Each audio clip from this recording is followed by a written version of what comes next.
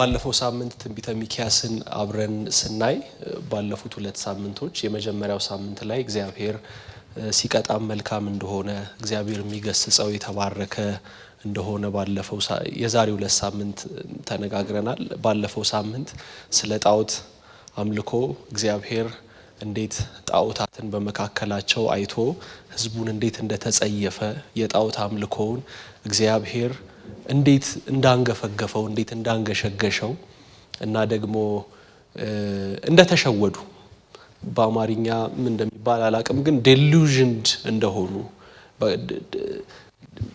ከእግዚአብሔር ዘንድ መልካም ነገር ይመጣል ብለው ይጠብቃሉ ጣዖት እያመለኩ ከእግዚአብሔር ዘንድ በጎ ነገር ይመጣል ብለው ይጠብቃሉ ጣዖት እያመለኩ ክፉ ነገር እያደረጉ እና በዚህ ምክንያት እግዚአብሔር እንዴት እንደተቆጣ ክፉ ነገር ከእግዚአብሔር ዘንድ እስከ ኢየሩሳሌም በር ድረስ ወርዷል በማሮት የምትቀመጠው ግን በጎነትን ትጠባበቃለች ይላል። እግዚአብሔር ሊቀጣ ሰይፍ ይዞ እየመጣ እነሱ ግን መልካም ነገር እንዴት ይጠብቁ እንደነበረ ለማየት ሞክረናል። የጣዖት አምልኮ በአጠቃላይ ኔቸሩ ምን ይመስላል፣ ሰው ጣዖትን ሲያመልክ እንዴት ነው የሚያደርገው፣ ምንድነው የሚሆነው የሚለውን ትንሽ ለማየት ሞክረናል። እስራኤላውያን ጣዖቶቻቸው የእግዚአብሔርን ስፍራ የተኩ እንደነበሩ ለማየት ሞክረናል። ዛሬ ትንሽ እሷን ትንሽ እንነካና ከዛ ግን ደግሞ ምን አይነት በተግባር የተገለጠ በሰው ጣዖትን እያመለከ ሲመጣ ምን አይነት ነገር ደግሞ እየተገለጠ ይመጣል የሚለውን ከህዝቡ መካከል ሽማግሌዎቻቸውና አለቆቻቸው እንዴት ድሆችን ይጋፉ እንደነበር እንዴት በደልን ያደርጉ እንደነበር ለማየት እንሞክራለን። ከዛ በኋላ የአዲስ ኪዳን ምንባባት ስለዚህ ጉዳይ የሚያስተምሩንን ከዛም ደግሞ አለፍ ብለን በእንደዚህ አይነት በደልና እርኩሰት ውስጥ የተጠመዱ ሰዎች ከእግዚአብሔር ቅጣት እንደማያመልጡ ከመጽሐፍ ቅዱስ ትንሽ ለማየት እንሞክራለን። ከዛ እኛ ደግሞ ምን እናድርግ፣ በአዲስ ኪዳን የምንኖር እኛ ልባችን ምን ላይ ይተከል የሚለውን ለማንሳት ሞክራለሁኝ። ይሄንን ይመስላል የዛሬው ዝግጅቴና የምዕራፍ 2ን አብረን እናንብብ። ትንቢተ ሚክያስ ምዕራፍ 2 የተወሰኑ ክፍሎችን አነሳለሁ። በመኝታቸው ላይ በደልን ለሚያስቡ ክፋትን ለሚያደርጉ ወዮላቸው፣ ኃይል በእጃቸው ነውና ሲነጋ ይፈጽሙታል ይላል። ከዛ በኋላ ደግሞ እንደዚህ ይላል፣ በእርሻው ላይ ይመኛሉ፣ በግዴታም ይይዙታል፣ በቤቶችም ላይ ይመኛሉ፣ ይወስዷቸውማል፣ ሰውንና ቤቱን ሰውንና ርስቱንም ይነጥቃሉ።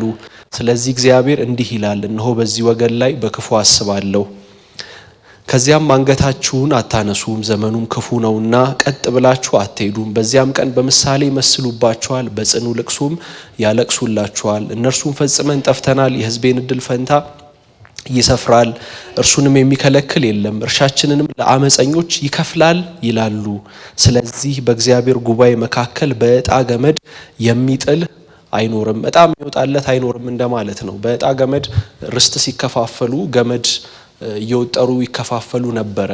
ትዝ ይላችኋል መዝሙረ ዳዊት ምዕራፍ 16 ላይ መዝሙረኛው ዳዊት ገመድ በአማረ ስፍራ ወደቀችልኝ ይላል፣ ርስቴም ምን አለችልኝ ተዋበችልኝ ይላል። እና ርስት ሲከፋፈል የኔ ገመድ የኔ ዕጣ ክፍል ያካለለው በጣም ያማረ ስፍራ ሆነ፣ የተዋበ ርስት ሆነ ነው የሚለው። እና ትንቢትን አትናገሩ ብለው ይናገራሉ፣ በእነዚህ ላይ ትንቢት አይናገሩም፣ ስድብም አይርቅም። የያዕቆብ ቤት የተባለ ሆይ በውኑ የእግዚአብሔር መንፈስ የማይታገስ ነውን? ወይስ ስራው እንደዚች ናትን? ቃሌስ በቀን ለሚሄድ በጎነት አያደርግምን? ነገር ግን ከቅርብ ጊዜ ጀምሮ ሕዝቤ እንደ ጠላት ሆኖ ተነስቷል። ቀሚስንና መጎናጸፊያን ገፈፋችሁ፣ ሳይፈሩም የሚያልፉትን ከሰልፍ እንደሚመለሱ አደረጋችኋቸው። የሕዝቤንም ሴቶች ከተሸለሙ ቤቶቻቸው አሳደዳችሁ፣ ከሕፃናቶቻቸውም ክብሬን ለዘላለም ወሰዳችሁ። በዚህ ረፍት የላችሁምና ተነስታችሁ ሂዱ፣ በርኩሰት ምክንያት ክፉ ጥፋት ታጠፋችኋለች። እዚህ ጋራ እርኩሰት የሚለው ሕዝቡ ላይ የተሰራውን በደል እና ሕዝቡ ላይ የተሰራውን ክፉ ነገር ነው። ነፋስንም ተከትሎ ስለ ወይን ጠጅና ስለ ስካር ትንቢት እናገርልሃለሁ ብሎ ሐሰትን የሚናገር ሰው ቢኖር እርሱ ለዚህ ሕዝብ ነብይ ይሆናል። ያዕቆብ ሆይ ከዚህ በኋላ ተስፋ ነው። ሁለንተናህን ፈጽሞ እሰበስባለሁ፣ የእስራኤልንም ቅሬታ ፈጽሞ አከማቻለሁ። እንደ ባሶራ በጎችና እንደ መጋ በማሰማሪያቸው ውስጥ በአንድነት አኖራቸዋለሁ። ከሰው ብዛት የተነሳ ድምፃቸውን ያሰማሉ። ሰባሪው በፊታቸው ወጥቷል፣ እነርሱም ሰብረው ወደ በሩ አልፈዋል። በእርሱም በኩል ወጥተዋል፣ ንጉሳቸውን በፊታቸው አልፏል። እግዚአብሔርም በራሳቸው ላይ ነው ይላል። እነዚህ ነቢያቶች እንዲሁ እንደ አጠቃላይ ለመረዳት ያክል በጊዜው በማህበረሰቡ መካከል የነበረውን ነገር እየተመለከቱ ከማህበረሰቡ ሁኔታም ተነስተው ይናገሩ እንደነበረ ይሄ ክፍል በጣም በግልጽ የሚያሳየን ይመስለኛል። እና በጣም ክፉ ነገር ሲያዩ በማህበረሰቡ መካከል በአመጽ የተሞላ ነገር ሲመለከቱ እነዚህ ነገሮች ይናገራሉ። ነገር ግን የዚህ ሁሉ ስርና መሰረት የነበረው ከእግዚአብሔር አምልኮ ርቀው ጣዖትን ማምለካቸው። ባለፈው እንዳነሳ ነው የጣዖት አምልኮ ራሱን በተወሰነ መልኩ ያወሳስባል። መጀመሪያ በትንሹ ሊጀመር ይችላል። ከዛ በኋላ ግን እየከፋ ይሄዳል። ሁለተኛ ዜና ምዕራፍ 15 ቁጥር 3ን ብታዩ፣ ሁለተኛ ዜና ምዕራፍ 15 ቁጥር 33ን ብታዩ አዛሪያስ የሚባል መልካም ንጉስ ነበር ለምሳሌ በሰሜን እስራኤል እና በእግዚአብሔር ፊት መልካምና ቅን ነገርን አደረገ ይላል የዜና ጸሐፊ ወይም ዜና ማዋል የሚጽፈው ጸሐፊ ማለት ነው። ግን ቅን ነገርና መልካም ነገር አደረገ ይልና ከዛ በኋላ ግን አባቱ ኢዮርብዓም እግዚአብሔር ሕዝቡን ካሳተበት ደግሞ ሙሉ ለሙሉ አልራቀም። አሁንም ደግሞ በመስገጃዎቹ በኮረብቶቹ ላይ ያጥን ነበረ ይላል። ሰውየው እኮ መልካም ነገር አድርጓል፣ ግን ሙሉ ለሙሉ ወደ እግዚአብሔር እንዳይመለስ አሁንም የሚጎትቱት ማጠኛዎችና መስገጃዎች አሉ። እንዲህ አይነት ነገር ቅዱሳን አንዴ ከተተከለ በቃ ለመንቀል አስቸጋሪ ነው እና በተቻለ መጠን መታገል ያለብን እንዲህ አይነቱ ነገር በህይወታችን እንዳይተከል ነው። በቃ እንዳይመጣ እድል ፈንታ እንዳያገኝ አንዴ ከገባ በኋላ መውጫ የለውም። እሱ ብቻ እንዳይመስላችሁ። ለምሳሌ ኢዮአታምም ተመሳሳይ ዕጣ ፈንታ ነው የደረሰው። ኢዮአታም በእግዚአብሔር ፊት መልካም ነገር ለማድረግ ሞክሯል። በአዛሪያስና በኢዮአታም መካከል ወደ 4 የሚሆኑ ነገስታቶች አሉ በመካከላቸው ታሪካቸው በሶስት መስመር የተዘጋ እና እነዚህ ነገስታቶች ክፉ አደረጉ። ኢዮአታም ጋር ሲደርስ ግን ኢዮአታም መልካም ነገር አደረገ። መልካም ነገር አድርጎ ግን ሙሉ ሪፎርሜሽን ሙሉ ሪስቶሬሽን ማምጣት አልቻለም። አሁንም መስገጃዎቹ በኢዮርብዓም የተከላቸው በሰማሪያ አሉ በኮረብቶች ላይ። ምን ማለት ነው? በሌላ ቋንቋ ሙሉ ሪፎርም አመጣለሁ ካለ ንግስናውን መጣል አለበት። እኔ ከዚህ በኋላ ንጉስ አይደለሁም፣ የእስራኤል ንጉስ ያለው በዳዊት ቤት በይሁዳ በኢየሩሳሌም ነው። ምክንያቱም እግዚአብሔር ከእስራኤል ጋር ኮቨነንት ሲገባ ቃል ኪዳን ሲገባ ዋና የምንላቸው ኮቨነንትስ አብርሃሚክ፣ ከዛ የሞዛይክ ከሙሴ ጋር የተገባ ቃል ኪዳን፣ ከዛ ዴቪዲክ ነው እና የዳዊት ቃል ኪዳን ነው የዘላለም ንግስናን የሚያሳየው ቃል ኪዳን። ስለዚህ እነዚህ በሰሜን እስራኤል ያሉ ነገስታቶች በፍጹም ልባቸው ወደ እግዚአብሔር የሚመለሱ ከሆነ ንግስናን መተው ይጠይቃል። እኔ ንጉስ አይደለሁም፣ ስለዚህ ወደ ኢየሩሳሌም በአመት 3 ጊዜ እየሄዳችሁ አጥኑ፣ ስገዱ፣ ሂዱ፣ የዳስ በዓልን አክብሩ፣ ሂዱ፣ ፋሲካን አክብሩ፣ ሂዱ፣ በዓለ ሃምሳን አክብሩ። በኮረብቶች ላይ ያሉት መስገጃዎች ይፈርሳሉ። አንተስ በቃ እኔ እንደማንኛውም ህዝብ ከ10 ነገዶች መካከል እንዳለ እንደማንኛውም ሰው ሆናለሁ። ንግስና ሊያበቃ? አዎ ሊያበቃ። ለምን? የእግዚአብሔር የዘላለም ቃል ኪዳን በይሁዳ እንዲቀጥል ይሄንን ይጠይቃል። ሙሉ ለሙሉ ግን መመለስ አልቻሉም። ለምን? ሰልፍ ሳክሪፋይስ ይጠይቃል፣ መስዋዕትነት ይጠይቃል። ሙሉን ለማስወገድ ኢዮርብዓም የተከለው ነገር ቀላል እንዳይመስላችሁ። ቀላል ነገር አይደለም ኢዮርብዓም የተከለው እና ጣዖታትን አታስወግድም። ለማስወገድ ይሞክራል፣ ግን አስወገደ ማለት ንግስናው ቀረ ማለት ነው። ስለዚህ በዚህና በዚህ ማማረጥ አለበት። ለዛ ነው በሰሜን እስራኤል የነበሩ ነገስታቶች በቃ በአመዛኙ ማለት ነው በአመዛኙ ወደ እግዚአብሔር መመለስ አልቻሉ። በይሁዳ ያሉት ቢያንስ እዛው ኢየሩሳሌም የዳዊት ቤትና የዳዊት ቃል ኪዳን ባለበት ስፍራ ስላሉ ትንሽ ተስፋ ነበራቸው። እነዛኞቹ ግን መመለስ አልቻሉ።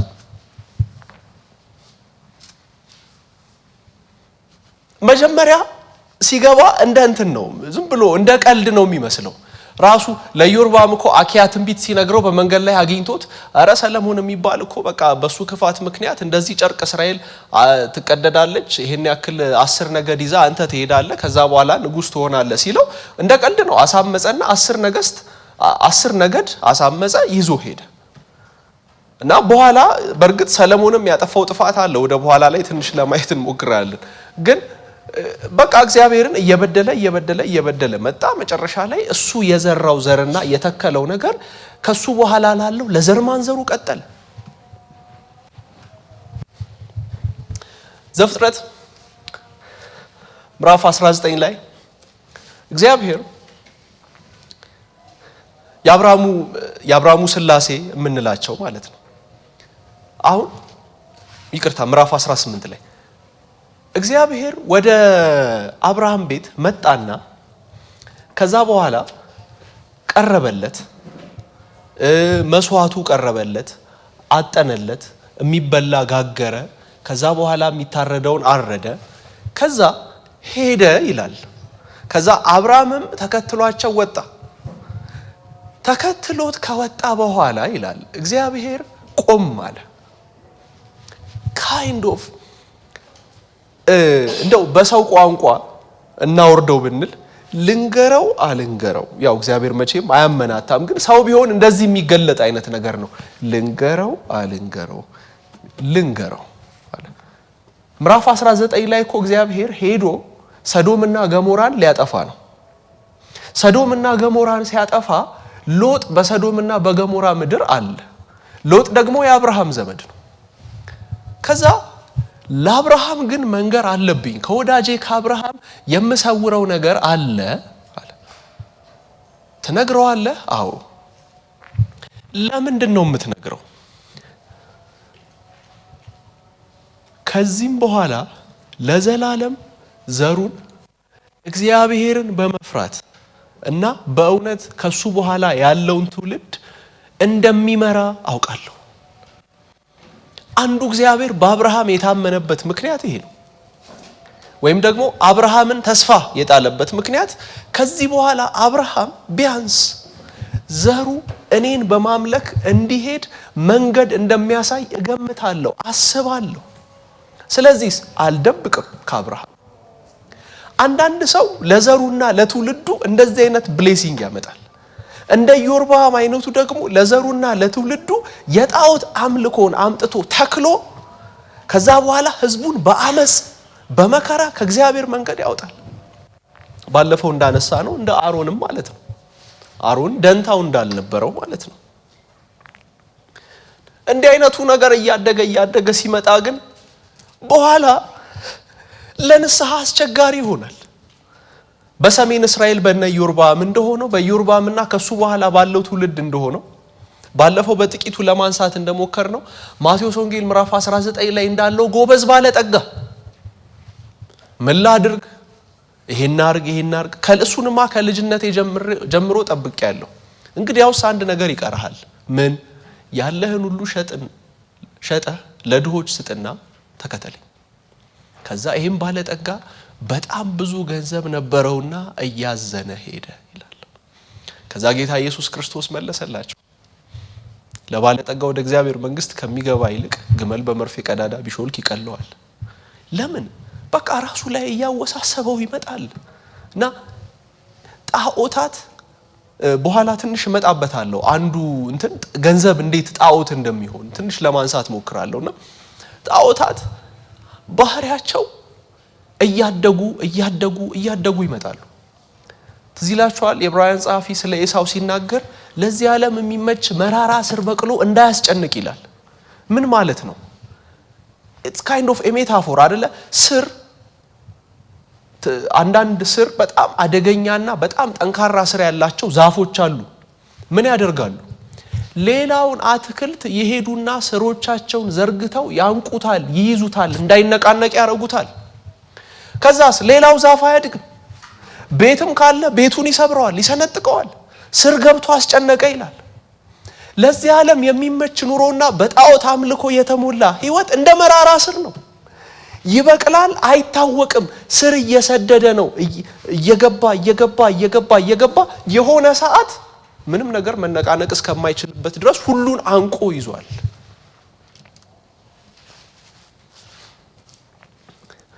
ቲሞቲ ኬለር ካውንተርፊት ጋድስ የሚል መጽሐፍ አለው። ፓስት መጋቢ ቲሞቲ አሁን ወደ ጌታ ሄዷል እና ካውንተርፊት ጋድስ ላይ 3 ነገሮችን ያነሳል። አንደኛው ሴክስ ነው ይላል፣ አንደኛው መኒ ነው ይላል፣ አንደኛው ደግሞ ፓወር ነው ይላል።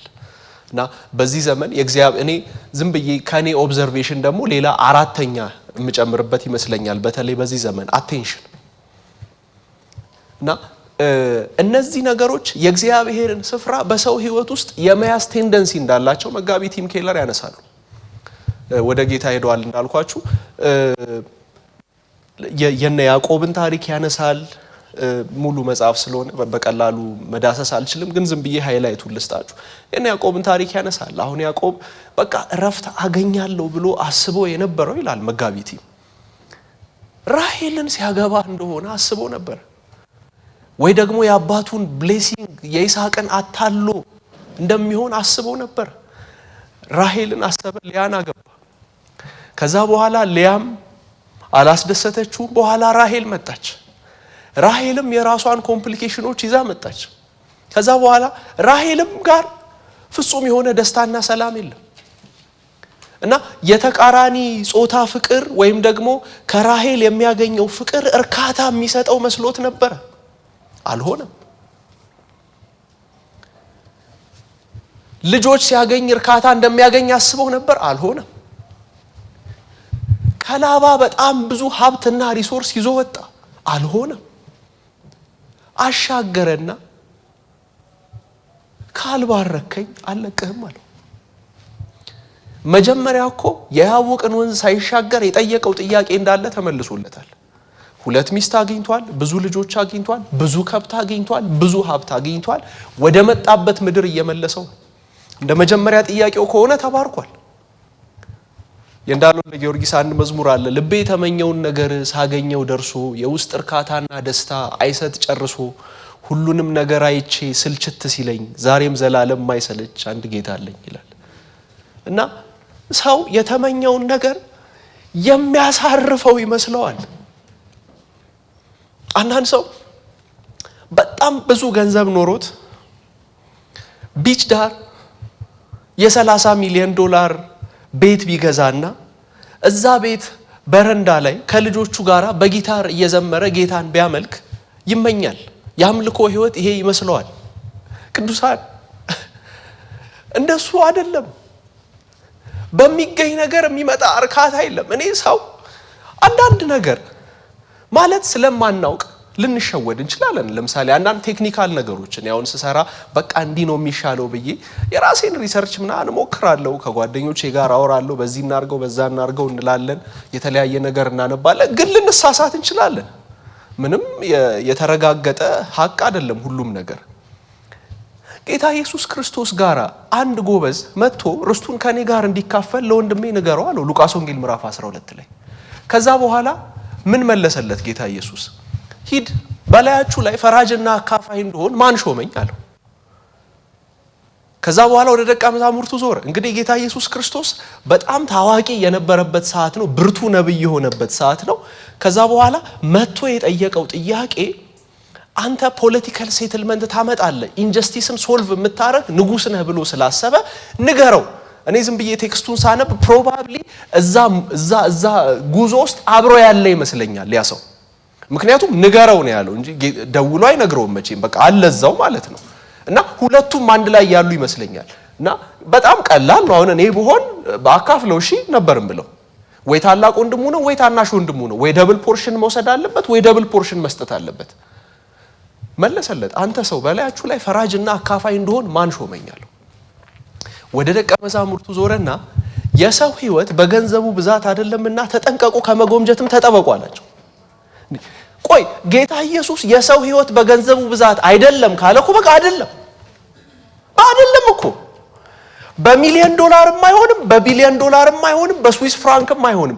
ኢየሱስ ክርስቶስ በገንዘብ ብዛት ህይወት የለም ካለ በገንዘብ ብዛት ህይወት የለም። ምንም የሚቀይረው ፎርሙላ የለም። የብሔራዊ ባንክ መመሪያ አይቀይረው፣ የቼዝ ባንክ መመሪያ አይቀይረው፣ ዌልስ ፋርጎ በሉ ዋቴቨር በጣም ትልልቅ ትሪሊየንስ ኦፍ ዶላርስ የሚያንቀሳቅሱ ባንኮች ጄፒ ሞርጋን አይቀይሩትም። በቃ በገንዘብ ብዛት የሰው ህይወት የለም። እንደውም ጠፋብኝ እንጂ ሱሳይድ ኮሚት አድርገው የነበሩ ሰዎችን ሜንሽን ያደርጋል ቲም ኬለር። በተለይ 2008-2009 አካባቢ በነበረው ግሎባል ሬሴሽን ጊዜ ኢኮኖሚው በጣም ሲሾቅ ኒውዮርክ ስትሪት ላይ የነበሩ በጣም ትልልቅ ፋይናንስ እና ባንኪንግ ኢንቨስትመንት ላይ ያሉ ሰዎች ሱሳይድ ኮሚት አድርገዋል። እነዚህ ሰዎች የሚበሉት የሚጠጡት አጥተው አይደለም። በቃ የገንዘብ ብዛት የሰውን ህይወት አይሰራም። እና የሰው ህይወት በምንድን ነው ያለው? በእግዚአብሔር።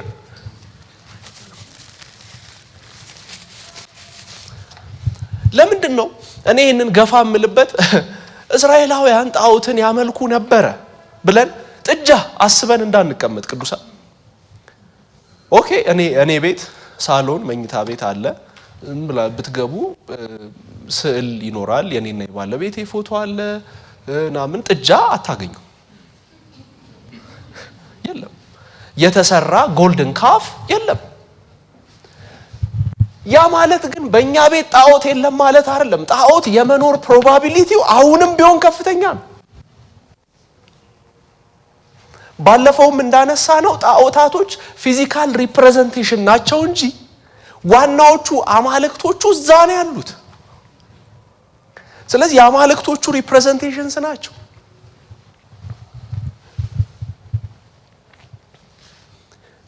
አንዳንድ ሰው በጣም በንዋይ በብልጥግና ፍቅር ከንፏል። አንዳንድ ሰው ደግሞ በኃይል ፍቅር ስልጣን በመፈለግ ኃይል በመፈለግ የበላይ በመሆን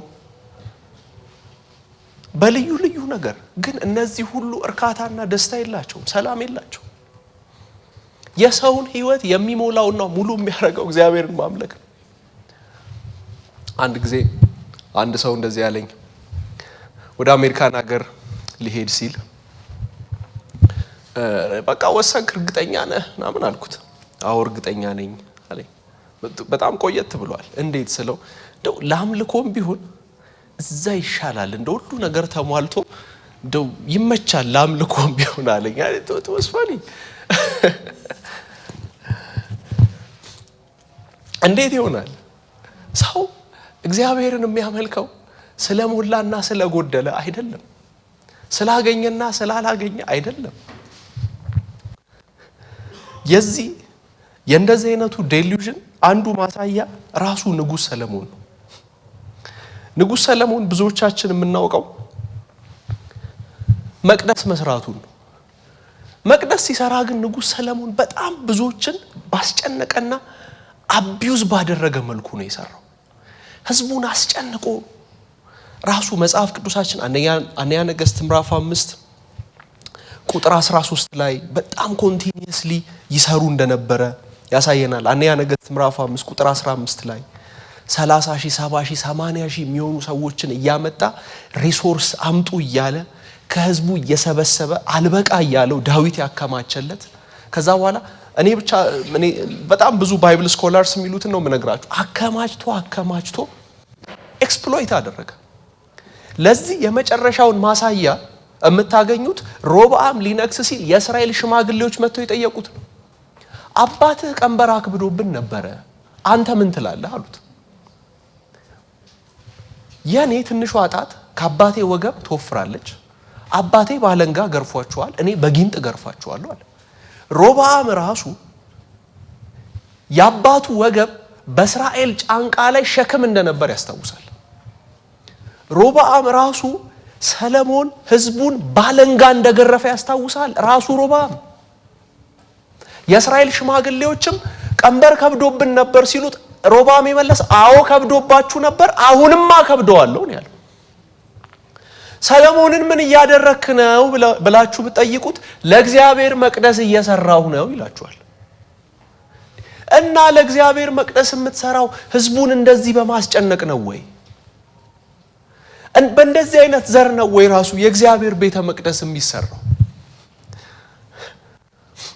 ሚክያስ ምዕራፍ 3 ቁጥር 10 ላይ ምን ይላል? ጽዮንን በደም ኢየሩሳሌምንም በኃጢአት ይሰራሉ ይላል።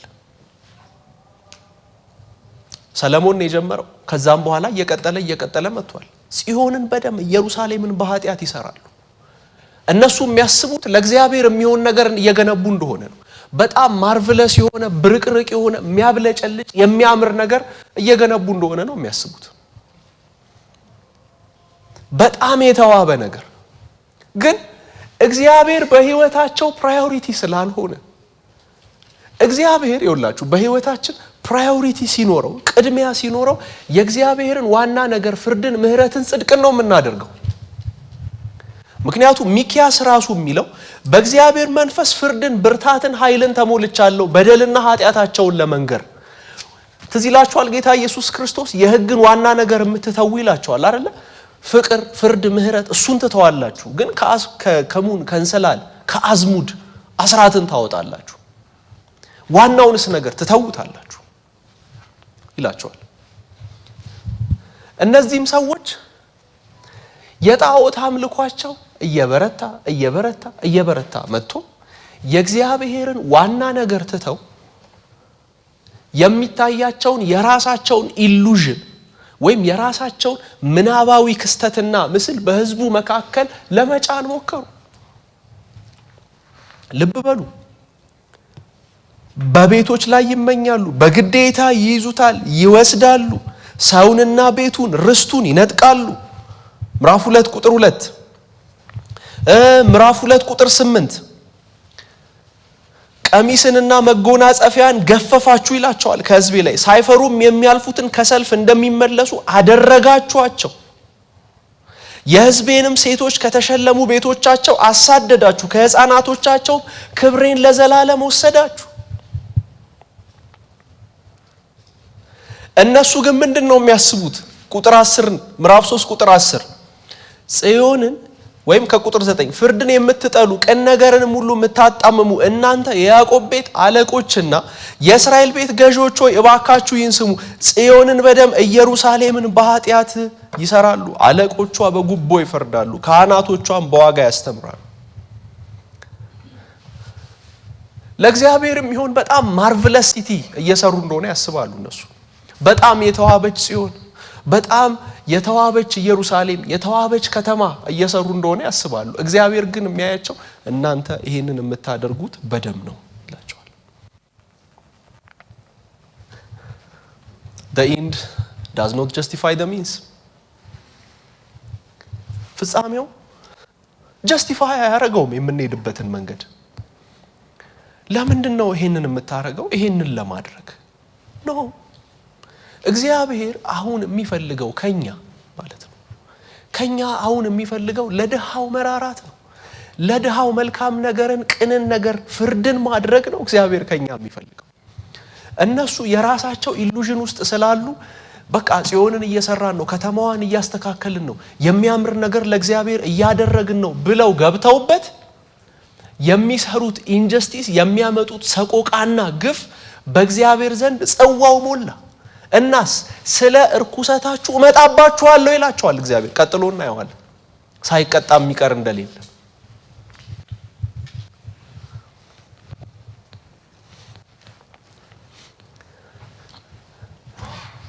ይሄ ዝም ብሎ በቲዮሪ ብቻ የምናሳልፈው ነገር አይደለም ቅዱሳን። በየቤታችን ያሉ በቤት ውስጥ የሚያግዙን ሰራተኞች፣ ሱፐርቫይዝ የምታደርጉ ሰዎች፣ ሱፐርቫይዝ የምታደርጓቸውን ሰዎች እንዴት ነው ሃንድል የምታደርጉት? ፖለቲሽንስ፣ በተለያየ ስፍራ ላይ ያሉ ሰዎች ከነሱ ስር ያሉትን እንዴት ነው ኤክስፕሎይቲቭ በሆነ መልኩ ነው? በጣም አቢዩዝ በሚያደርግ መልኩ ነው? የህዝቡን ደም በሚመጥ መልኩ ነው? እግዚአብሔር ሲያየው በሚጸየፈው መልኩ ነው? እንደዛ ከሆነ ወዮልን። እግዚአብሔር ይፋረዳል። ኢንጀስቲስን እግዚአብሔር ይፋረዳል።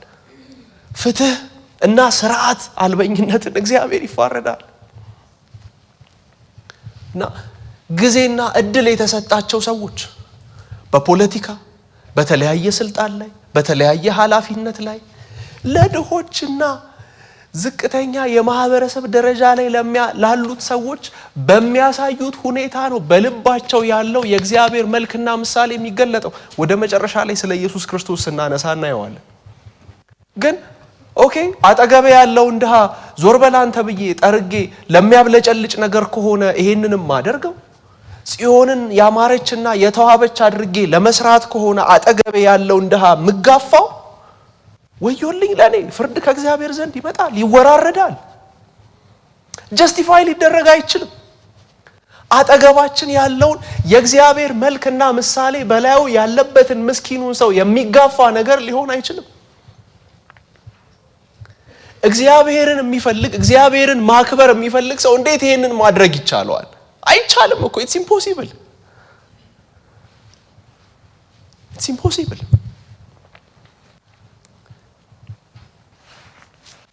ሚክያስ ምዕራፍ 6 ቁጥር 6 ላይ ምን ይዤ ወደ እግዚአብሔር ፊት ልምጣና በልዑል አምላክ ፊት ልስገድ? የሚቃጠለውን መስዋዕትና የአንዱን ዓመት ጥጃ ይዤ በፊቱ ልምጣነ? እግዚአብሔርስ በሺህ አውራ በጎች ወይስ በእልፍ ዘይት ፈሳሾች ደስ ይለዋልን? ወይስ የበኩር ልጄን ስለ በደሌ የሆዴንም ፍሬ ስለ ነፍሴ ኃጢአት እሰጣለሁን? ሰው ሆይ መልካሙን ነግሮሃል። እግዚአብሔርም ካንተ ዘንድ የሚሻው ምንድነው? ፍርድን ታደርግ ዘንድ ምሕረትንም ትወድ ዘንድ ከአምላክህም ጋር በትህትና ትሄድ ዘንድ አይደለምን? ከእግዚአብሔር ጋር እንድትሄድ አይደለምን? ምንድነው የሚፈልገው? መስዋዕትህን አይደለም የሚፈልገው። ያውራውን በግስም አይደለም የሚፈልገው። ለኢሳይያስም ብሎታል፣ በሺህ ተራሮች ላይ ያሉ በጎች የኔ ናቸው ይላል። እጣንህን በፍጹም እጣን በእኔ ዘንድ አስጸያፊ ነው አላቸው እኮ እግዚአብሔር። ሲያጥኑለት ይዘው መጥተው ድሆቹን እያጎሳቆሉ አልፈልገውም እጣናችሁን አላቸው። እንደውም በምጸት ምን ይላቸዋል? የያዕቆብ አለቆችና የእስራኤል ቤት ገዦች ሆይ እባካችሁ ስሙኝ፣ ፍርድን ታውቁ ዘንድ አይገባችሁምን? መልካሙን ጠልታችኋል፣ ክፉንም ወዳችኋል፣ ቁርበታቸውንም ገፋችኋል፣ ስጋቸውንም ከአጥንታቸው ለያይታችኋል፣ የሕዝቤን ስጋ በልታችኋል፣ ቁርበታቸውንም ገፋችኋል፣ አጥንታቸውንም ሰብራችኋል፣ ለአፍላል እንደሚሆን ስጋ ለድስትም እንደሚሆን ሙዳ ቆራርጣችኋቸው። እንደ ስጋና እንደ ሙዳ ቆራረጣችኋቸውና አምጥታችሁ ቀቀላችኋቸው። ሕዝቤን የምታደርጉትን ነገር እኔ ከላይ ከሰማይ ሆኜ የምመለከተው እንደዚህ እያደረጋችሁ እንደሆነ ነው። እግዚአብሔር የምናደርገውን ነገር እንዴት ይመለከተው ይሆን? እንዴት ያየው ይሆን? የልባችን ሐሳብ ምን ይሆን? በደጃችን ላይ ያለ ምስኪን አንዳች ነገር የሚፈልግ እርዳታ የሚፈልግ ጊዜ የጣለው አቅም ያጣ እንደሱ አይነቱ ሲመጣ እንደ ከንቱና እንደ ምናምንቴ የምንገፋ ሰዎች እንሆን ይሆን? ቅዱሳን ሰው ኃይል ያለው ይመስለዋል። አትሞኙ። ሰው ኃይል የለውም። ኃይል በእግዚአብሔር ዘንድ በዙፋኑ ነው ያለው። አንድ መጽሐፍ ሳነብ አይ ቲንክ ፕሬየር ሚል መጽሐፍ ሳነብ ይመስለኛል የፊሊፒያንስ ሳውዝ አፍሪካ ውስጥ የነበሩ ክርስቲያኖች ወደ እግዚአብሔር እየጸለዩ ጥቁሮች ይመስሉኛል እና ነጮቹ ይመጡና አንዳች ነገር ያደርጓቸዋል። በደንብ ኤግዛክትሊ አላስታውስም። ከዛ በኋላ ጥቁሮቹ ሲመልሱ ነጮቹ ይሄ በአፓርታይድ ጊዜ ነው፣ እዚህ ያለነው አማልክት እኛ ነን አሏቸው። እዚህ ያለነው አማልክት እኛ ነን፣ ስለዚህ እኛ የምንላችሁ ነው የምታረጉት፣ ለኛ ነው የምትሰግዱት አሏቸው። አሰቃዩአቸውና ወደ ወህኒ ጣሏቸው። የጊዜ ጉዳይ እነዚሁ ነጭ ሰዎች በጊዜው ደግሞ ሁሉ ነገር ተቀይሮ በፍርድ አደባባይ ወጥተው እነዛ ሰዎች መጥተው እነዛኞቹ በካቴና ታስረው መስክረዋል እና አንገታቸውን ደፍተው ነው የፍርድ ሂደቱን እንዳለ የጨረሱት። እኛ አማልክትነን ብለው ደፍረው ቀና ብለው ላዩአቸው ሰዎች ምንም ድፍረት አልነበራቸው። ተመልሰው ቀና ብለው ለማየት እንዲህ እንዳጎነበሱ ጨረሷት። ቅዱሳን ኃይል ያለው ሰው ሁሉ ኃይሉ ይከደዋል። ኢቢኤስን ማየት ለዚህ በቂ ይመስለኛል። የቀዳማዊ ኃይለ ሥላሴ ልጆችን አሁን ኢቢኤስ እንደ ታሪክ ቅርስ ነው የሚያቀርባቸው፣ እንደ ላሊበላ እንደ አክሱም ሐውልት። በጊዜው ግን የማይደፈሩ የማይነኩ የማይደረስባቸው ነበሩ እና በጣም ኃይል ነበራቸው፣ ገንዘብ ነበራቸው፣ ብርቱ ነበሩ። ጊዜ ጣላቸው፣ ጊዜ አለፈ። እነ ሂትለርን መመልከት ይቻላል፣ ጊዜ እንዴት እንደጣላቸው። እነ አዶልፍ ኤክማንን የሂትለር የጦር ጀነራል የነበሩ ሰዎችን እንዴት በፍርድ አደባባይ እንደተሰቃዩ ማየት ይቻላል። ይሄው በጣም የቅርብ ጊዜ ታሪክ ነው። የዛሬ 2 ወር ወይ 3 ወር ይመስለኛል ሌት ፕራይም ሚኒስትር መለስ ዜናዊ የእሳቸው ልጅ ሰማል አንድ ኢንተርቪው ተደርጋ አየሁኝ እና ኢንተርቪው የሚያረጋት ጀስት ኤሜር ዩቲዩበር ዝም ብሎ አንድ ዩቲዩበር ነው ኢንተርቪው የሚያረጋት። አባቷ በስልጣን ላይ ቢኖሩ ኖሮ ዝም ብሎ መንገደኛ ዩቲዩበር ኢንተርቪው አያረጋትም። ጊዜ በዙፋኑ ላይ ለዘላለም ጸንቶ የሚቆይ ለዘላለም ኃይል ያለው ልዑል አምላክ እግዚአብሔር ብቻ ነው። እግዚአብሔር ብቻ ነው እና በተሰጠን እድል ከኢንጀስቲስ በጣም ልንርቅ ይገባል። እግዚአብሔር ኃላፊነት ሲሰጥ ለፖለቲከኞች፣ እግዚአብሔር ኃላፊነት ሲሰጥ ለባለስልጣኖች፣ እግዚአብሔር እሱን ወክለው ሪፕሬዘንት እንዲያደርጉት ነው። የእግዚአብሔር ተወካይ ድሃውን ሊጋፋ አይችልም፣ ድሃውን ሊጨቁን አይችልም። ኢትስ ኢምፖሲብል፣ ሊሆን የማይችል ነገር። እንደዚህ አይነቱ መተላለፍ ሳይቀጣ አይቀርም። ትዝ ይላችኋል አንደኛ ነገሥት ምዕራፍ 21 ላይ ኤልያስ በነበረበት ዘመን አክዓብ የሚባል ሚስቱ በርኩሰትና በጣዖት አምልኮ የነዳችው ክፉ ንጉስ ነበር። በእግዚአብሔር ፊት ክፉ ያደረገ አክዓብ፣ በኤልዛቤል የተነዳ እግዚአብሔርን ፈጽሞ ያልፈለገ ለክፋት ተላልፎ የተሰጠ ንጉስ የወይን እርሻ አየ እና ተመኘው። የወይን እርሻ አየና ተመኘው። ሄደና ናቡቴን ስጠኝ አለው። ናቡቴ መለሰ፣ አይ ይሄ አባቶቼ ርስት ነው፣ እንዴት አድርጌ እሰጥሃለሁ አለው። ከዛ አክዓብ መጣና ተከፋ፣ አዘነ። ሚስቱ ኤልዛቤል ተመለከተች። እንደዚህ አይነት ጥልቅ ሐዘን የገባብህ ስለምንድን ነው ባሌ አለችው።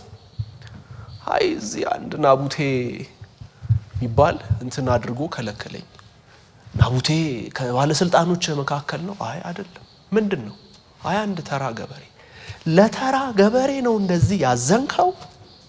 ተነስ፣ አይዞ፣ አታስብ፣ እኔ መፍትሄ አለኝ። ከዛ በኋላ ታላቅ ድግስ አዘጋጀች። 2 መስካሪዎችን አዘጋጀች። ሰው ኢሚዲየትሊ እዛው የሚገደለው ወይ ዝሙት ሰርቶ ሲያመነዝር እዛው ከተያዘ ነው፣ ወይ እግዚአብሔርን ሲሰድብ ከተያዘ ነው። ማርቆስ 14 ላይ ሊቀ ካህኑ ልብሱን ቀዶ እንግዲህ ምን እንላለን እንዳለው ማለት ነው። ራሱ ሲሳደብ ሰምታችኋል እንዳለው። ስለዚህ እግዚአብሔርን የሰደበ እንደዛ ነው የሚሆነው፣ እዛው ይወገራል ወይ ይሞታል። እና 2 መስካሪዎች አመጣች። አንደኛው ንጉሱን ሰድቧል ብሎ መሰከረ፣ አንደኛው እግዚአብሔርን ሰድቧል ብሎ መሰከረ። ሁለቱም ተነሱ፣ መሰከሩበት። ህዝቡ ሁሉ ይሄንን ሰማ፣ አላወቀም። እዛው ግር ብለው ነው የሚወግሩት። ተነሱና ሁሉም አንስተው በድንጋይ ወገሩት ናቡቴን። ናቡቴ ደሙ ፈሰሰና ሞተ። ይሄንን የሚያውቁት 4 ሰዎች ብቻ ናቸው። አክዓብ፣ ኤልዛቤል እና 2 መስካሪዎች። ኃይል አላቸው፣ ጦር አላቸው፣ ብዙ ነገር አላቸው። የእግዚአብሔር ቃል ወደ ተስቢያዊ ኤልያስ መጣ። ሂድና ለአክዓብ እንዲህ ብለህ ንገረዋል፣ ገድለህ ወረስከውን ውሾች የናቡቴን ደም በላሱበት ቦታ ያንተን ደም ይልሱታል። ኃይል አለኝ ስልጣን አለኝ ብለህ አክዓብ ገድለህ ወረስክ፣ እኔ ግን ለናቡቴ እበቀልለታለሁ አለ እግዚአብሔር። ድሆችን የሚጋፋና ምስኪኖችን የሚጋፋ የሚበቀልለት የዓለም ባንክ አይደለም፣ የሚበቀልለት ዩናይትድ ኔሽንስ አይደለም። የሰማይ የምድር ልዑል እግዚአብሔር መጥቶ ይበቀላል። በኢንጀስቲስ ውስጥ ለምታልፉ እግዚአብሔር ይፈርዳል፣ ፈራጅ ነው። ለነ ናቡቴ የፈረደ አምላክ ዛሬም እግዚአብሔር በዙፋኑ ላይ ነው ያለው። የጊዜ ጉዳይ ነው እንጂ ከእግዚአብሔር ፍርድ የሚያመልጥ የለም። እንዴ ሰው እንዴት ከእግዚአብሔር ሊያመልጥ ይችላል? እንዴ ሰው በጭራሽ it's impossible። ዳዊትን ማንሳት ይቻላል። ኦሪዮንን ምን እንዳደረገ ታስታውሳላችሁ? ምስኪኑን ገደለው፣ ሚስቱን ወሰደ፣ ከሚስቱ ጋር ተኛ፣ አረገዘች። ከዛ በኋላ ጠራው፣ አልተኛም ሚስቴ ጋር አለ፣ አሰከረው፣ ሰክሮም አይተኛም፣ በጣም የታመነ ወታደር። ከዛ በኋላ በራሱ እጅ ደብዳቤ አስይዞ ለዮአብ አሰጠው። ጦር በሚበረታበት ሰልፍ በሚበዛበት ቦታ ኦሪዮንን ከፊት አድርጉት፣ ሰልፉ ሲበረታ ወደ ኋላ ሽሹ ብሎ ደብዳቤ ይዞ ሄደ። እኔ ማለት የኦሪዮን ታማኝነት አለማንበቡ፣ ያነበው እኮ ይጠፋል። አላነበበው፣ የሞቱን ደብዳቤ ይዞ ሄደ። እግዚአብሔር በዙፋኑ ያይ ነበር። ከዛስ እግዚአብሔር አለው ዳዊትን ለዘላለም ሰይፍ ከቤትህ አይጠፋም አለው። አንተ የምስኪኑን በግ ወስደህ አረድክ አይደለ? በብብትህ ይሄንን ሁሉ ሚስቶችና ቁባቶች አሳቅፌ ይሄንን ሁሉ የራስህን በጎች መሸለት ስትችል የአንድ ድሃ በግ ወስደህ ሸለትክ። ዳዊት እወድሃለሁ፣ እንደ ልቤ ነህ፣ ፈቃዴን አድርገሃል፣ ግን እቀጣለሁ። እግዚአብሔር ዳዊትም እግዚአብሔር እንደሚቀጣው አውቋል። መዝሙር 51 ላይ ያለው ጸሎት እሱ ነው። የሰበርካቸው አጥንቶቼ ደስ ይላቸዋል ነው ያለው። ስብራቱን አምኗል። በቃ ቀጥተኛል፣ አጥንቴን ሰብረሃል፣ የሰበርካቸው አጥንቶቼ ደስ ይላቸዋል። ከዛስ መጣበታ ልጁ አቤሴሎም። ከዛ በኋላ ተነሳ፣ ስንት ሰው ወደ 200 ሰዎችን የሚሆን አሳመፀ፣ ይዞ ሄደ። ከዛ በኋላ ዳዊት ሸሸ፣ በምድረ በዳ ሄደ። አቤሴሎም በዳዊት ቤተ መንግስት ፊት ለፊት ድንኳን ውስጥ የዳዊትን ሚስቶች እንዳለ እያወጣ አስነወራቸው። እግዚአብሔር እንዳለው አንተ በስውር አርገዋል፣ እኔ ግን በአደባባይ ቀጣሃለሁ እንዳለው እግዚአብሔር በአደባባይ ቀጣው። ሰው እጄ ላይ ስልጣን አለ፣ አቅም አለ፣ እጄ ላይ ኃይል አለ ብሎ አንዳች ክፉ ነገር ቢያደርግ ከእግዚአብሔር ቅጣት እንደማያመልጥ ይሄ ቅዱስ መጽሐፍ ይነግረናል። የዘላለም የንግስና ቃል ኪዳን ያውም እኮ ልጁ ኢየሱስ ክርስቶስ የተመሰለበትን ቃል ኪዳን እኮ ነው እግዚአብሔር ለዳዊት የገባለት። በዳዊት ዙፋን ላይ ይቀመጣል እኮ ነው የተባለው። መልአኩ ገብርኤል ያላት እኮ ጌታ አምላክም የአባቱን የዳዊትን ዙፋን ይሰጠዋል ነው ያላት። ዳዊት ከቅጣት ካላመለጠ ማለት ነው እኛ እንዴት እናመልጣለን? አይ ልጄና አንተ ጸልየሃል፣ ንስሐ ገብተሃል ብሎ አላለፈውም። እግዚአብሔር ዳዊትን ቀጥቶታል። እና እንደዚህ ያለው በደል ከቅጣት አያመልጥም ቅዱሳን። ስለዚህ ለምናረገው ለእያንዳንዱ ነገር እንጠንቀቅ። በደል ሲደርስብን ፍርዱን ለእግዚአብሔር አሳልፈን እንስጥ። እሱ በዘላለም በዙፋኑ ላይ አለ። እግዚአብሔር ይፈርዳል። ቀና ብሎ እንባዎቻችንን ወደ ጌታ። በጣም አደገኛው ነገር መልሰን በቀልንና መልሰን ደግሞ ፍርድን በእጆቻችን ከያዝን። ሚክያስን እግዚአብሔር የሚለው ይሄን ነው፣ ሂድና ንገራቸው እቀጣቸዋለሁ ስለ እያደረጉት ስላለው እርኩሰት። እዛ መካከል የሚያወራርድ የለም፣ እዛ መካከል ኃይል ያለው ተው የሚላቸው የለም። ስለዚህ እግዚአብሔር አሶር የሚባል አርጩሜ አመጣ፣ ባቢሎን የሚባል አርጩሜ አመጣ። ሕዝቅኤል ምዕራፍ 8ን ስታነቡ ምዕራፍ 9 ሕዝቅኤል ምዕራፍ 9ን ስታነቡ እግዚአብሔር እንደዚህ ይለዋል ለሕዝቅኤል፣ አንድ አልምርም ይለዋል። ሽማግሌዎቻቸው፣ ሴቶቻቸው፣ ልጆቻቸው ሁሉንም እቀጣለሁ አለው እግዚአብሔር። ቅሬታ የሉህም ወይ? ቅሬታዎች አሉኝ፣ እነሱ ላይ ምልክት አደርጋለሁ። ሌላውን ሁሉንም ነው የምቀጣው። እግዚአብሔር ለምን እንዲያረገ ልንል እንችላለን። ይሄው በህዝቡ መካከል ይሰራ የነበረው በደል፣ ህዝቤን አጥንታቸውን ቆራርጣችሁ ለሙዳ እንደሚሆን ስጋ ቀቅላችሁ በላችኋቸው። ካኒባሊዝም እኮ እንደማለት ነው። በቃ ህዝቤን ቀቅላችሁ በላችሁ፣ እንደዛ ነው የምቆጥረው ነው የሚላቸው እግዚአብሔር። ምንድነው መሆን ያለበት ግን? ሁለት ነገር። የመጀመሪያው ራሱ ጣዖት አምልኮ የሚባለው ነገር ከልባችን እናርቅ። ቆላሲስ ምዕራፍ 3 ላይ እንሂድ እስቲ።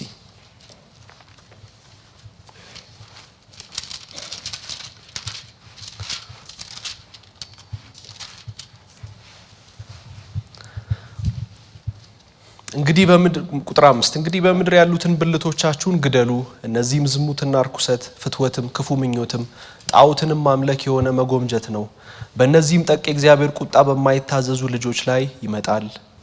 እናንተም ደግሞ ትኖሩባቸው በነበራችሁ ጊዜ በፊት በእነዚህ ተመላለሳችሁ።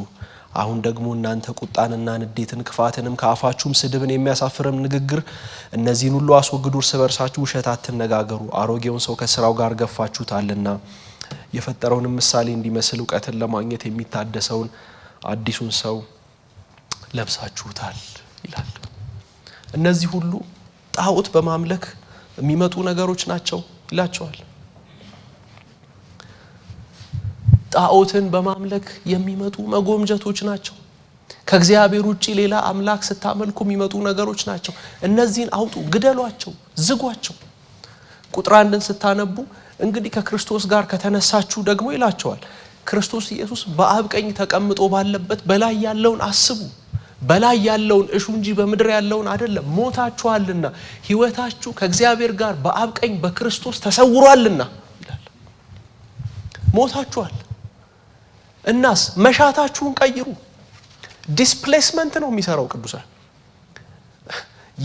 የፋሪስት አሁን አይነቱ ሜዲቴሽን፣ የሩቅ ምስራቅ አይነቱ ሜዲቴሽን ዝም ብሎ ራስን ባዶ ማድረግ፣ ራስን ማውጣት፣ ጣዖት አምልኮ ላውጣው እያሉ ማውጣት ነው።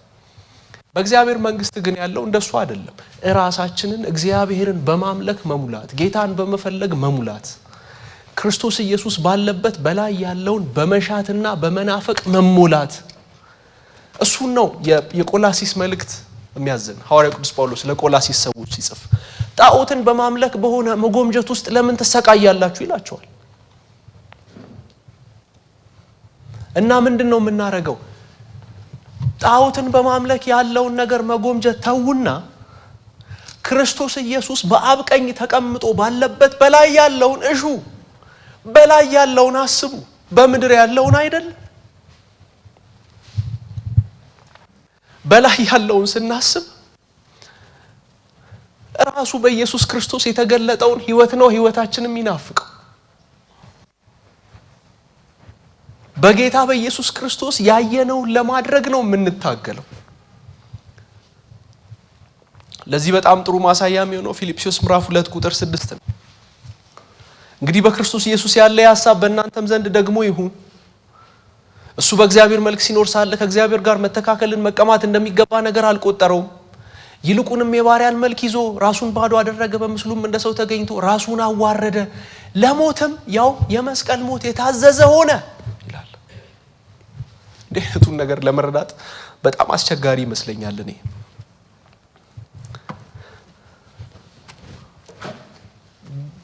በእግዚአብሔር መልክ ሲኖር ሳለ ከእግዚአብሔር ጋር መተካከልን መቀማት እንደሚገባ ነገር አልቆጠረውም ራሱ ሲል ራሱ በእግዚአብሔር መልክ መኖር ራሱ ምንድነው? Do we have any clue? What does it look like?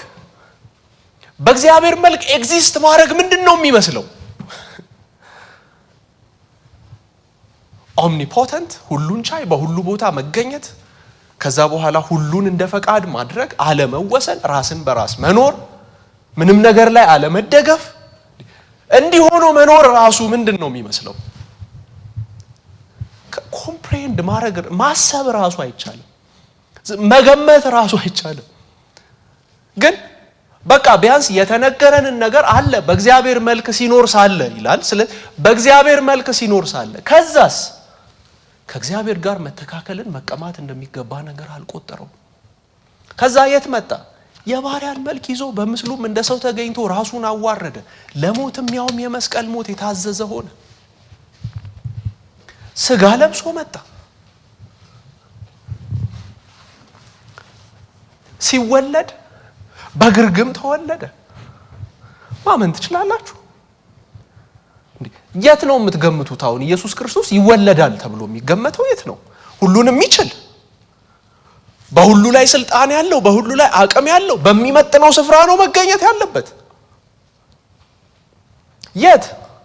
ፕሮባብሊ በሄሮድስ ቤተ መንግስት፣ ካልሆነስ በጢባሪዮስ ቄሳር ታይቤሪየስ ሲዛር በነበረበት ሮም ባለው ቤተ መንግስት ብዙ ሺህ ኪሎ ሜትሮች ርቆ እዛ ነው የሚወለደው? ነው በፍጹም። አርሲስ ፕሮል ስለ ኢየሱስ ክርስቶስ አወላለድ የተወለደው ኦግስጦስ ቄሳር ህዝብ ሁሉ እንዲቆጠር ባዘዘበት ጊዜ ነው እንደምታውቁት። ስለዚህ ሲሄዱ ወደ ቤተልሔም፣ ወደ ይሁዳ ወደ ቤተልሔም ሊጻፉ ሲሄዱ ያው መቼም እግዚአብሔር ያለው ነገር ስለሚፈጸም ነው። ኦግስጦስ ቄሳርም ያንን ትእዛዝ ያወጣው ዮሴፍ ማርያምን ይዞ እንዲሄድ። ከዛ በኋላ የመውለጃዋ ሰዓት ደረሰ፣ መውለድ ነበረባት። እንግዲህ ፕሮባብሊ ወይ ምጧ መጥቷል ወይ የሆነ ነገር ሆኗል። ስለዚህ ቦታ ስፍራ መፈለግ ነበረበት። የህዝብ ቆጠራ አዲስ አበባ ዳውንታውን ቢደረግ እንደ ዮሴፍ አይነቱ ሰው መጥቶ ራዲሰን ብሉ 25,000 የኢትዮጵያ ብር ከፍሎ አልጋ ይዛል? አይሆንም። ስካይላይት ይዛል? አይሆንም። ያችሁ ወይስ ሸራተን ወይስ ሂልተን? አይ ምንድን ነው የሚያደርገው? የከተማውን ዳር ዳር ይዞራል። ከዳር ዳርም በ5 ብርና በ10 ብር የሚታደርባቸውን ይፈልጋል። እሱስ ከሌለው ከብቶች በሚያድሩበት ያድራል። ዮሴፍ እሱን ያደረገው። ይሄ እኮ ከአይምሮ እኮ በላይ ነው። ከአይምሮ በላይ የሰማይ የምድር ልዑል ማደሪያ አቶ በግርግም አደረ። ይሄ ከአይምሮ በላይ ነው። ለመስዋዕት የሚያቀርበው ምን ነበረው? ምንም። ምን ቀረበ? ዋኖስ አሳደው ይዞ የሆነ ነገር አድርገው። ኢየሱስ ክርስቶስ እንደዚህ ነው ራሱን በመካከላችን የገለጠው። ሊደርሺፕ ይሄ ነው። በህዝብ ላይ አለቃ መሆን ይሄ ነው። በህዝብ ላይ መሪ መሆን ይሄ ነው። ኃላፊነት ይሄ ነው። ጌታ ኢየሱስ ክርስቶስ ቢችል ኖሮ የራሱን ሴክት መፍጠር ይችል ነበር። ግን የሱ ሴክት የተፈጠረው የት ነው? ቀራጮች መንደር፣ ኃጢአተኞች መካከል፣ እንትኖች መካከል። አስቸገረ። ለነ ዮሐንስ፣ ለነ እስክንድሮስ፣ ለነ ቀያፋ፣ ለነ ሐና አስቸገረ። እነሱ የራሳቸው ሊያረጉት ሞክረው ነበር፣ ነብያቸው ሊያረጉት። ትንቢተ ሚክያስ ላይ ኔክስት ዊክ ስለ አገልግሎት ነው የምናነሳውና የራሳቸው አገልጋይ ሊያረጉት ሞክረው ነበር፣ ግን አልሆነም። እሱ በጥርሱ ሲይዝ ሰላምን የሚናገር ነብይ አልነበረም። ራሳቸውንም ይናገራቸዋል፣ በህዝቡ መካከል እውነትን ያደርጋል። እና የተሰጠን ኃላፊነት ይሄ ነው፣ ኢየሱስ ክርስቶስ እንድንመስል። በመጨረሻም ይሄ ዘመን እርካታ በእግዚአብሔር እንደሌለ፣ እርካታ የሚገኘው በልዩ ልዩ ነገር እንደሆነ የሚያሳይ ዘመን ሆኗል። ሐዋርያ ቅዱስ ጳውሎስ አንያ ጢሞቴዎስ ምዕራፍ 6 ቁጥር 10 ላይ ገንዘብ መውደድ የክፋት ሁሉ ስር ነው፣ አንዳንዶች ይህን ሲመኙ ከሃይማኖት ስተው በብዙ ስቃይ ራሳቸውን ወጉ ይላል። ቅዱሳን ራሳችንን አንውጋ። ሰልፍ ኢንፍሊክቲንግ ፔይን ለምን እንፈጥራለን? ራሳችንን አንውጋ። ገንዘብን እየተመኘ በምድር ላይ ያለውን ነገር እየከነፈ እየሄደ ባለፈው የዛሬ 10 ቀን ወር 2 ሳምንት ባለቤቴ አንድ ቪዲዮ አሳየችኝ እና ቪዲዮ አንድ ልጅ አንድ ወጣት ሚስቱን የሆነ ነገር ይላታል። ይሄ ዳቦ የምትበይው ምንድነው ምናምን በቃ በጣም ሂዩሚሌት የሚያደርግ ነገር ነው የሚናገራት። እሷም በጣም ታለቅሳለች። ይሄንን ሁሉ ነው ወይ የምትበይው? አትወጪም አትሰሪም ወይ? ማን ሁለተኛ ልጁ ልጅ ያለሽ? በቃ በጣም ብዙ አይነት ነገር ነው የሚላት። እሷም እንባ ይተናነቃታል። ከዛ መጨረሻ ላይ ቪዲዮ ፕራንክ ሆኖላችሁ እርፍ። እንዲህ አይነቱን ሰቆቃ በአደባባይ የሚያሰጣው ለቪው ነው? ለአቴንሽን ነው? ገንዘብ ለማግኘት ነው? እንዴት አይነት ያበደ ዘመን ነው ቅዱሳን! እንዴት አይነት ዘመን ነው! ሰው እንደዚህ ነው ገንዘብ የሚያገኘው? ሰው እንደዚህ ነው አቴንሽን የሚያገኘው። ሰው እንደዚህ ነው ሰው እንዲያየውና በሰው መካከል እሰየው መባል የሚፈልገው።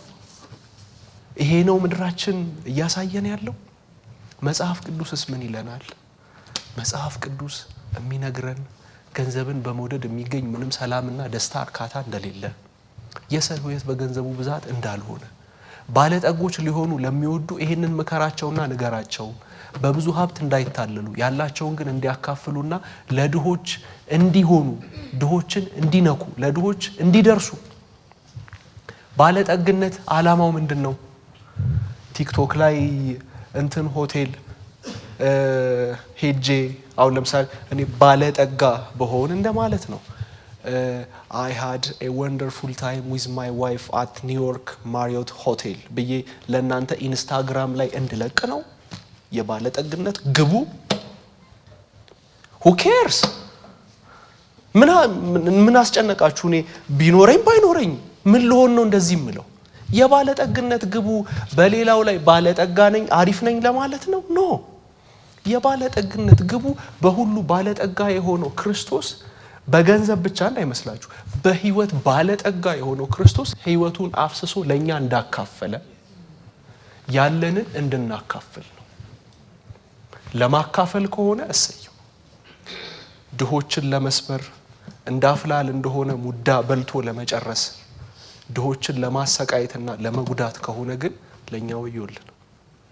ስለዚህ እግዚአብሔር በሰጠን ኃላፊነት ሁሉ እግዚአብሔር ባጠገባችን በሚያመጣው በእያንዳንዱ ነገር ድሆችን እንድናስብ እና እውነተኛ የሆነውን አምልኮ እንድናመልክ። ዝም ብዬ አንድ የመጨረሻ የራሴን ኤክስፒሪየንስ ልንገራችሁ ከጠቀመ አንድ ጊዜ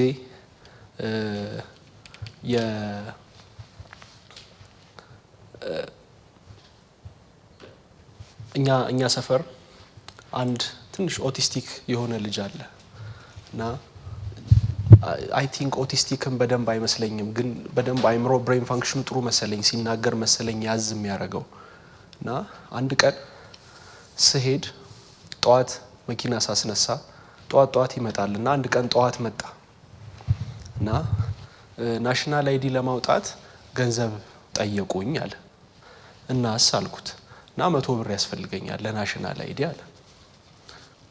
ከዛ በጣም እንደ አጭበርባሪ እና እንደ ማጅራት መጪ ቆጥሬው አይ ለናሽናል አይዲ እንደዚህ የሚባል ነገር የለም አንተ አቷሽ ምናምን ብዬ ተነስቼ ሄድኩኝ። ከዛ አንድ ቀን ሳየው እዛው ሰፈር አለ። ከዛ ባለቤቴ ነገረችኝ የሆነ ጫማ እንዲያስተካክልላት ሰታው ትንሽ አስተካከለ እንዲሆነ እዚህ ኮ ነው የሚያድረው አለችኝ። እኛ ቤት ፊት ለፊት ትምህርት ቤት አለ እና እዛ ነው የሚያድረው። በኋላ እታች ያሉትን ጥበቃዎች ጠየኳቸው፣ ምንድነው የሚበላው? እኛ ምን እናውቃለን? በእግዚአብሔር ምሕረት ነው የሚበላው አሉኝ። በጣም አዘንኩኝ። ይሄ ሰው እኮ ቢያንስ አጠገቤ ያለ የእግዚአብሔር መልክና ምሳሌ ነው። ኢየሱስ ክርስቶስ እኮ ሲሞት he was in God in his mind። ኢየሱስ በመስቀል ላይ ሲያጣጥር ይሄ ልጅ አይምሮ ውስጥ አለ። በቃ ማድረግ የምንችለውን ከባለቤቴ ጋር ማድረግ ጀመር። እዛ አካባቢ ያለ አንድ ሱቅ ነበረ። ምንድነው የምትፈልገው አልኩት። የሳምንት በጀቱን ተናገረ። ኮንቲኒየስሊ የሄድን እዛ ሱቅ እንከፍላለን፣ እሱ ይወስዳል። ደግነቱ ትምህርት ቤትም ሲማር ምሳ ምናምን አለው፣ ቁርስ አለው እና እንዲች አይነት ነገር ትንሽ እኮ ማድረግ ይቻላል።